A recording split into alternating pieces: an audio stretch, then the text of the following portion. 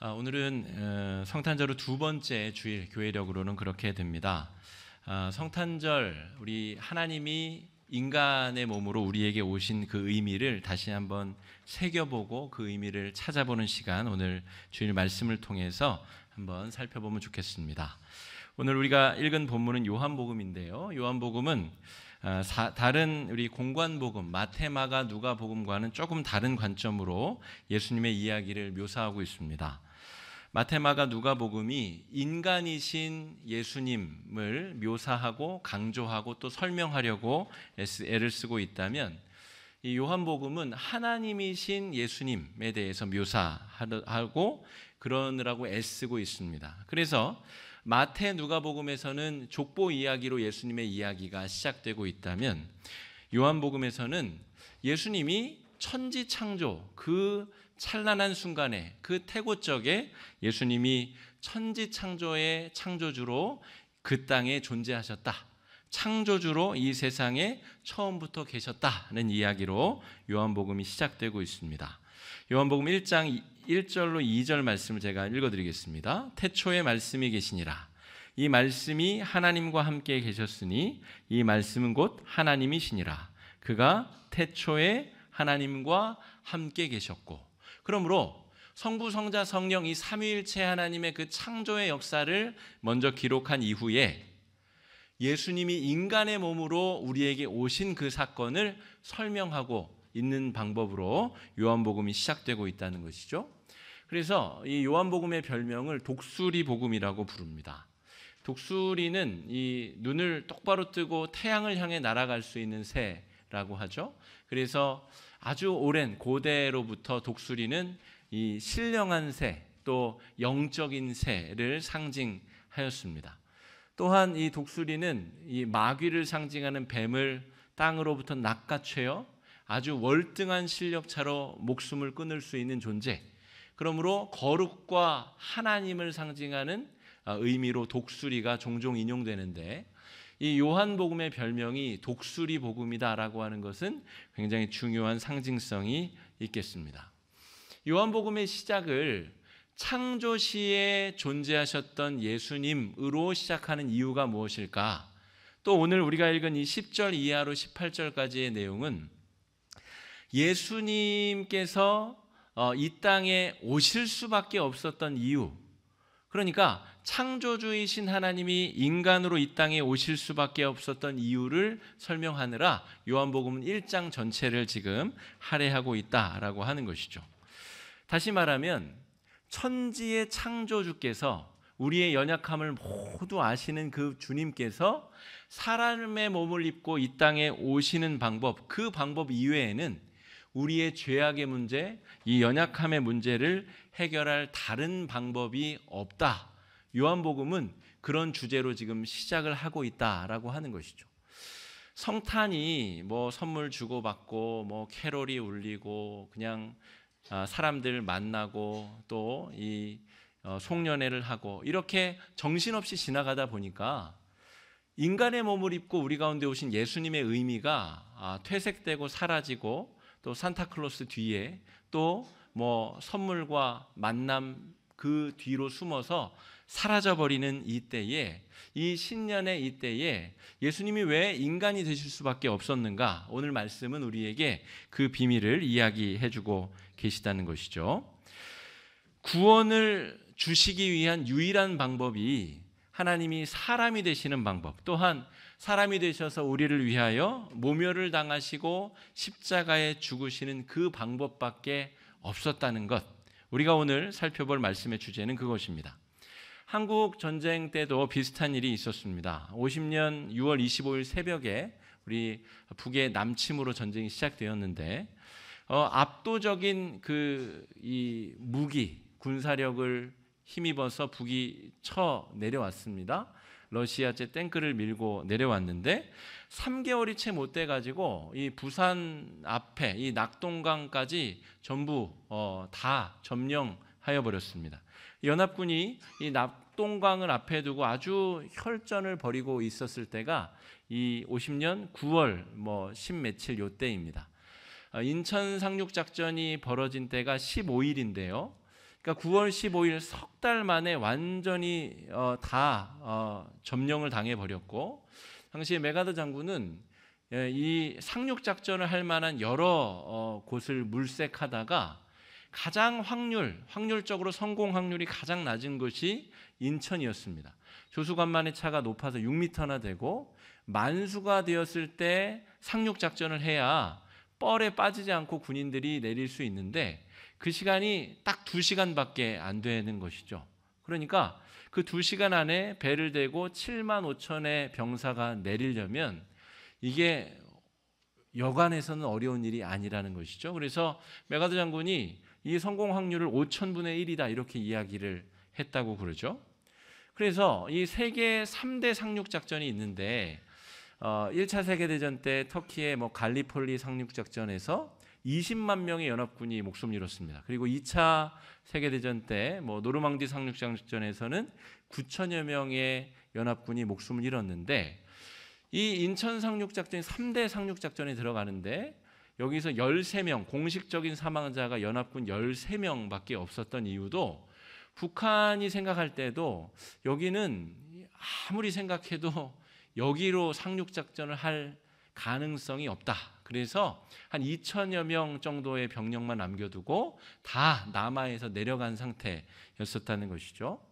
그러므로 메가더 장군이 생각할 때는 그냥 낙동강을 치고 올라와서 내륙으로 뚫고 올라오게 되거나 아니면 다른 상륙지를 방어하고 있는 곳을 뚫고 들어왔을 때 연합군의 피해가 10만 이상이 날 것으로 예측하고 이제 뭐 아니면 도다는 마음으로 인천으로 상륙을 했다고 하죠. 여러분, 너무나 예상할 수 없는 곳으로 이 침투가 일어나면 사람이 완전히 자신의 생각과 기대가 허물어지면서 모든 것이 다 무너져 내리듯이 하나님이 인간이 되시는 아주 정말 치명적인 방법으로 우리를 구원하시기 위해 오셨고, 그 구원의 방법은 오히려 예수님을 대망하고 있었던 유대인들의 마음에 아주 큰 실망감을 주었습니다. 그들이 기대하던 다윗과 같은 위대한 메시아가 아니라 아주 힘없고 연약한 아기의 모습으로 말구유에 나신 예수님, 목수의 아들로 30평생을 살다가 공생에 뛰어든 그 예수를 유대인들은 받아들일 수가 없었던 것이죠. 이것이 오늘 요한복음 1장이 묘사하고 있는 아주 참담하고도 어처구니 없는 이 예수님 강림 이후에 벌어진 일입니다. 우리 10절 11절 말씀 한번 읽어보겠습니다. 10절 11절입니다. 시작. 그가 세상에 계셨으며 세상은 그로 말미암아 지은 바 되었으되 세상이 그를 알지 못하였고 자기 땅에 오매 자기 백성이 영접하지 아니하였으나. 창조주가 이 땅에 오셨는데 그 창조주의 백성 유대인들이 하나님의 아들을 알아보지 못했다는 것입니다. 저가 하나님의 아들로 우리를 구원하시기 위해 오신 구원자이심을 깨닫지 못했다는 것이죠. 여러분, 이것이 우리에게 참으로 은혜입니다. 예수님이 이 땅에 인간의 몸을 입고 오셔서 우리를 구원해 주신 사건은 그래서 은혜라고 하는 이 단어 말고는 설명할 길이 없습니다. 왜 그런 방법을 택하셨는지, 왜 그 방법 때문에 우리가 구원받게 되었는지 합리적이고 논리적인 방법으로는 이해가 불가능하기 때문입니다. 유대인들은 아브라함 때로부터 선택받은 백성으로 부름을 받아서 여러 가지 우여곡절을 거쳐서 애굽의 노예 생활, 가나안 또 생활을 거쳐서 이제 하나님의 백성으로 쓰임 받고 있는 이 때에 정작 하나님의 선민은 예수님을 못 알아보고 오히려 이방에 속했었던 우리들, 하나님에 대한 지식도 없고 선민의식도 없는 이방인들이 오히려 구원의 수혜자가 되었다라고 하는 것이죠. 오늘 우리 예레미야 31장 말씀을 보면 10절에 이방인들이여 너희는 여호와의 말씀을 듣고 먼 섬에 전파하여 이르기를 이스라엘을 흩으신 자가 그를 모으시고 목자가 그 양떼에게 행함같이 그를 지키시리로다. 12절에 보면 그들이 와서 시온의 높은 곳에서 찬송하며 여호와의 복 곧 곡식과 새 포도주와 기름과 어린 양의 때와 소의 때를 얻고 크게 기뻐하리라. 그 심령은 물된 동산 같겠고 다시는 근심이 없으리로다 할지어다. 이방 민족들이 하나님의 백성들에게 벌어질 일을 먼저 알아차리고 기뻐 찬송하며 그들의 심령이 물된 동산 같고 다시는 근심이 없는 그 아름다운 천국의 상태가 될 것이다 라고 하는 선포를 하고 있는 것이죠. 여러분, 하나님께서 우리에게 인간의 몸으로 오셨습니다. 그리고 우리를 구원하시기 위하여 사람이 생각할 수 없는, 인간의 논리로는 받아들일 수 없는 방법으로 우리에게 구원을 베푸셨습니다. 이것이 머리가 좋은 사람들만 깨달을 수 있는 비밀이라면 아마 서울대 나오고 유학하신 분들이 다 예수님 믿고 가장 복음화가 많이 되었겠지만, 뜻밖으로 복음이 전파되는 곳은 배움이 없고 가난하고 어려움을 당하는 사람들에게 먼저 복음이 전해졌습니다. 이것이 참으로 기적 같은 일이죠. 하나님께서 우리를 사랑해 주시는 그 사랑의 비밀이 배움이 없고 가난하고 육체적으로 환난과 고통을 당하는 사람들에게 먼저 전해졌다는 것입니다. 그 은혜가 우리에게 임한 사건이 바로 성탄의 아름다운 비밀이다라고 하는 것을 우리가 기억해야 되겠습니다. 우리 주위 분들 보시고 한번 인사하시면 좋겠습니다. 큰 은혜를 받으셨습니다. 축하드립니다. 네. 우리가 이 자리에 앉아서 지금 예배를 드리고 있는 것이 얼마나 기적 같은 일인지 오늘 요한복음 말씀이 묘사하고 있는 것이죠. 머리가 좋아서도 아니고 돈이 많아서도 아니고 그저 은혜 위에 은혜로 주시는 그 하나님의 은혜로 값없이 대가 없이 우리가 이 자리에서 그 은혜를 누리고 있다는 말입니다. 오늘 본문 말씀을 아주 핵심적으로 관통하는 구절은 16절 말씀입니다. 16절 말씀 한번 같이 읽어보겠습니다. 시작. 우리가 다 그의 충만한 데서 받으니 은혜 위에 은혜로라. 16절에서 중요한 표현이 그의 충만한 데서 받는다 하는 것과 은혜 위에 은혜라고 하는 표현입니다. 중국 속담에 이런 말이 있습니다. 하루가 행복하려면 술을 마시고, 일주일이 행복하려면 돼지를 잡고, 한 달이 행복하려면 결혼을 하고, 평생이 행복하려면 정원사가 되라. 결혼의 행복도가 한 달 정도밖에 안 된다는 게 조금 의외지만 어쨌든 한 달이 행복하면 결혼을 하고 평생이 행복하려면 정원사가 되라. 그런데 잘 이 세상에 이 흐르는 이 지혜, 관통하는 지혜의 핵심은 사람 사이에 취할 수 있는 물질이든 아니면 관계를 통해서 얻는 행복이든 아니면 그 무엇이든 유한하다는 것입니다. 절대적이거나 아주 무한한 것이 아니라 심지어 결혼이라고 할지라도 그보다 더한 어떤 인간적 관계나 물질적 취함이 있더라도 그 행복감은 유한하다는 것입니다. 그런데 오늘 16절 말씀에서 충만하다는 것을 상징하는 이 헬라어 플레로마토스, 이 단어는 완전한 것, 정말 그 근원이 끝이 없이 샘솟아나는 완전 무결한 것, 그것을 상징하는 표현입니다. 절대 마르지 아니하는 샘물, 망망대해와 같은 바다, 영원히 마르지 않은 샘물로부터 우리에게 은혜가 공급된다. 그러니까 하나님이 인간이 되신다는 그 사건을 신학적으로 해설하자면 영원히 마르지 아니하는 샘, 그 창조주께서 인간이 되셔야만 우리 인간의 영원한 목마름, 영원한 갈증, 영적 갈증을 해갈하실 수 있다. 그 이유 때문에 예수님이 인간으로 우리에게 오실 수밖에 없었다라고 하는 것입니다.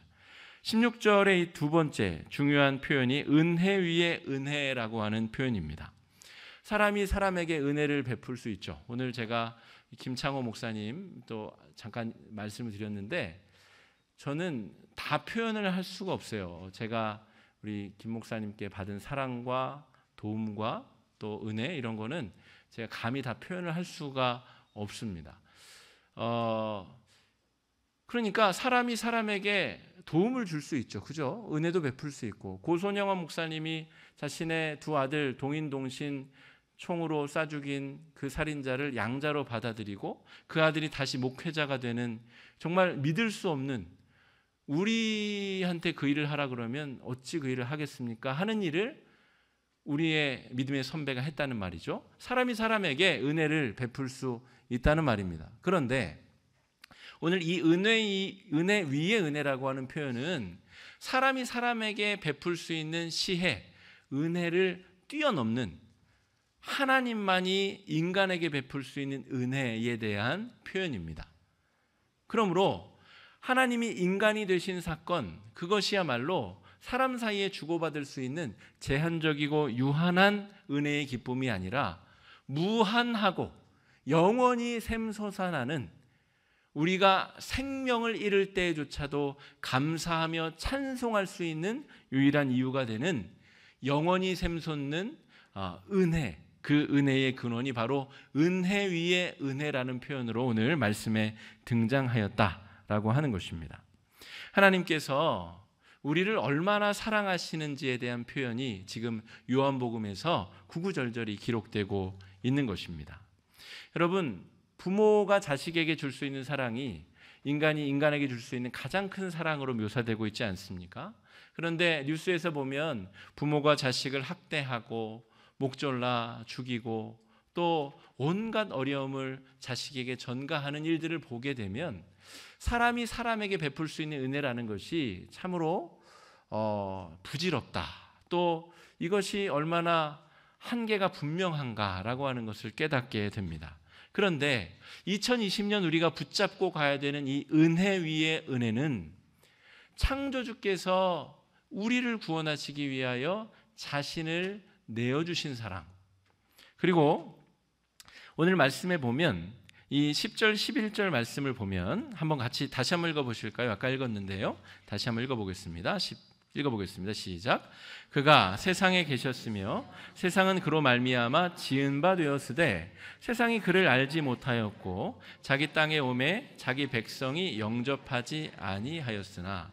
오늘 말씀을 보면 예수님이 인간으로 우리에게 오셨음에도 불구하고 사람이 그 사랑을 깨닫지 못할 것을 이미 예수님이 알고 계셨음을 나타내고 있습니다. 이미 인간으로 오셨음에도 불구하고 배척받고 버림받아서 나무 십자가 위에 발가벗김을 당하고 침뱉음을 당하고 뺨을 맞고 인간에 의해 죽임을 당하실 줄 그분은 알고 계심에도 불구하고 인간이 되셨다는 것이죠. 그러므로 그분이 우리에게 베푸신 사랑은 우리가 감히 상상할 수 있는 정도의 것이 아니다라고 하는 것입니다. 베드로가 예수님을 하룻밤 사이 3번이나 부인했음에도 불구하고 그 부인하실 것을 알면서도 그를 사랑해 주시고 다시금 갈릴리 호숫가에서 그를 위하여 성찬을 차려주시고 밥을 먹이시고 힘을 북돋아 주시는 예수님, 그 은혜가 바로 오늘 16절에 묘사된 은혜 위의 은혜다라고 하는 것입니다. 여러분, 이미 우리는 그 은혜를 누리고 받고 살아가는 사람들입니다. 예수님은 이 땅에 계실 때 여러 비유와 또 직설적 화법을 통하여 이 은혜에 대해서 여러 번 비유로 설명하셨습니다. 1만 달란트를 탕감받은 이 죄인의 이야기, 남의 밭을 갈다가 금은 보화를 발견한 농부의 이야기, 딱 1시간 일했음에도 불구하고 12시간 일한 다른 노동자들과 똑같이 대접받은 노동자의 이야기, 더 이야기를 열거해도 뭐 한도 끝도 없을 만큼 예수님은 끊임없이 하나님이 스스로 인간이 되어 우리에게 오신 그 사랑의 이야기를 우리에게 설명해 주셨다는 것이죠. 2019년 우리는 그 은혜를 묵상하며 지냈는지 잘 성찰해 보아야 되겠습니다. 힘들고 어려울 때 그 은혜를 묵상했어야 되는데 힘들고 어려울 때마다 우리가 얼마나 원망하고 불평하고 하나님의 곁을 떠나려고 하는 그 원심력이 우리 안에 작동했었는지 우리가 돌아보아야 된다는 것이죠. 성찰한다는 것은 인간에게 주어진 가장 놀라운 축복입니다. 성찰이 되어야 다음 발걸음을 제대로 뗄 수 있기 때문에 그렇습니다.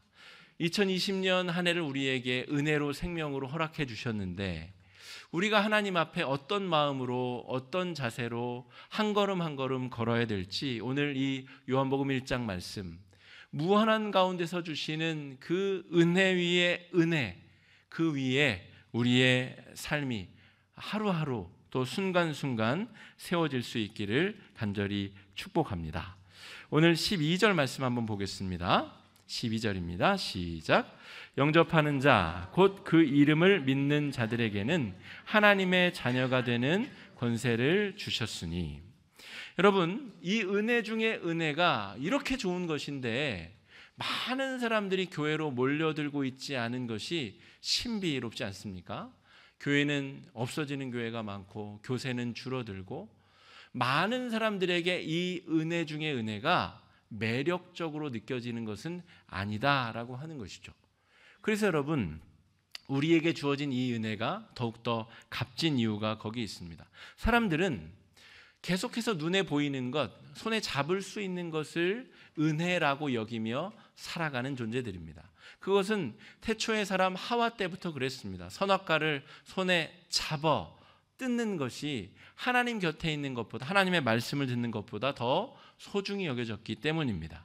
그런데 오늘 말씀에 기록된 은혜 중에 은혜는 우리가 하나님의 자녀가 되는 권세의 은혜라는 것이죠.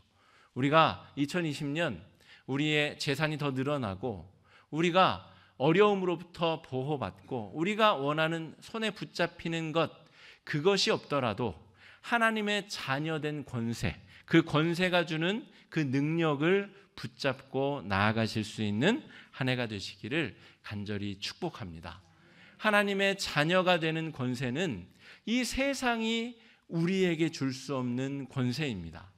이 세상 사람들이 우리에게 감히 줄 수 없는 신적인 권위라고 하는 것이죠. 여러분, 올 한 해도 반드시 어려움이 찾아올 것입니다. 어려움이 찾아올 때에 하나님의 자녀된 권세는 빛을 발하게 됩니다. 어려움이 찾아오고 환난이 찾아왔을 때에 자녀된 권세의 축복이 뭐죠? 저는 우리 6살이 된 아들을 보면서 은혜를 참 많이 받는데 어려움이 있으면 저를 확 내팽개치고 엄마한테 달려가요. 엄마, 아빠 싫어. 엄마, 그리고 엄마한테 달려가는. 근데 저는 쟤를 내팽개쳐서 제가 슬픈 게 아니고 이 아이가 확실하게 믿는 구석이 엄마구나.